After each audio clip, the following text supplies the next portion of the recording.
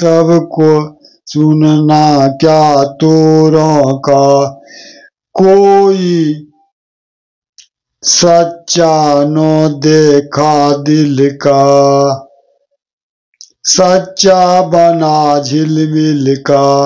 देवतीर्थ जी स्वामी जी बता रहे हैं कोई सच्चा दिल का नहीं देखा, किसी को सच्चे दिल का नहीं देखा, सब झिलमिला रहा है संसार में, अहंकार में बसीभूत है,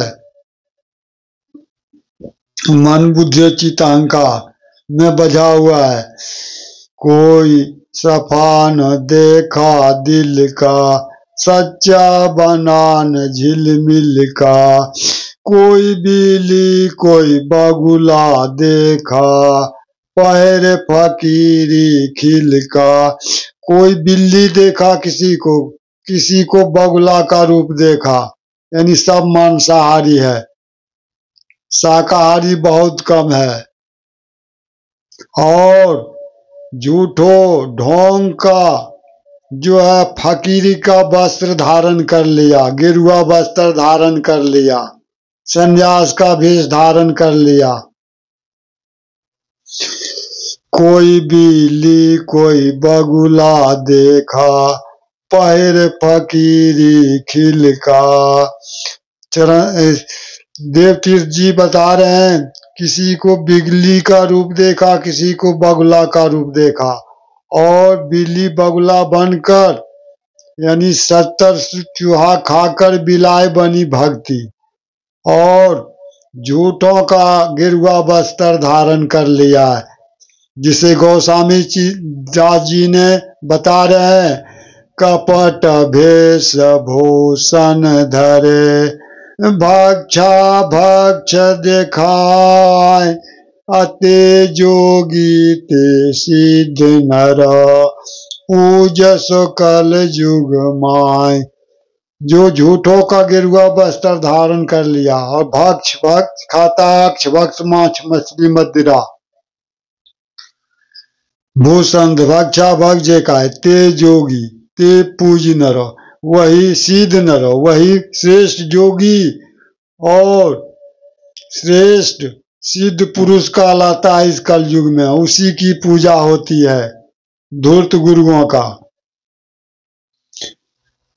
तो वही यहाँ बता रहे हैं देवतीर्थ जी महाराज, कोई बिल्ली कोई बगुला देखा, पहरे फकीरी खिल का, अब बाहर मुख से ज्ञान छांटते, भीतर कोरा छिलका।